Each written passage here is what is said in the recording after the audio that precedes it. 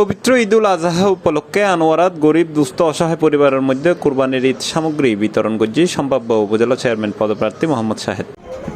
বুধবার মে 27 তারিখ বিকালে উপজেলার খাইলদড়ি ইউনিয়নের সৈয়দবাড়ির মাঠত রেহানা সিরাজ ফাউন্ডেশনের উদ্যোগে শতাধিক নারী পুরুষের মাঝে এই উপহার সামগ্রী বিতরণ করা হয়, যেটা প্রতি পরিবারের ময়দা, পেঁয়াজ, সয়াবিন তেল, আলু সহ কুরবানির বিভিন্ন সামগ্রী দিয়ে হইয়ে কুরবানি উপলক্ষে এইসব উপহার পাইরে আনন্দিত উপকার বুগিয়াল।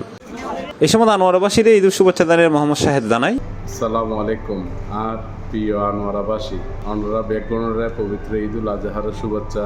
ঈদ মুবারক, ঈদ মুবারক, ঈদ মুবারক। ওনারা বেগুনের এই পবিত্র দিনের শুভেচ্ছা আয় আর তরফতম জানাই।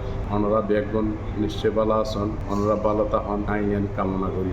ইনশাআল্লাহ ঈদের দিন আরা বেগুন মাংস খাইম, রুটি পিঠে খাইম, আনন্দ করছুম এবং আরা বেগুনে এই পবিত্র এই দিনগুলোরে আরা নিজেরা চাচা চাচি ভাই বোন আত্মীয় স্বজন মা বাপ বেগুনলে আরা যার যার মতো করি এরা পারিবারিক তান্ত্রিক আরা বেগুনে আনন্দ উদযাপন করছুম। এই সময় এলাকার গণ্যমান্য ব্যক্তিবর্গ উপস্থিত আছে। C plus TV, Chittagong.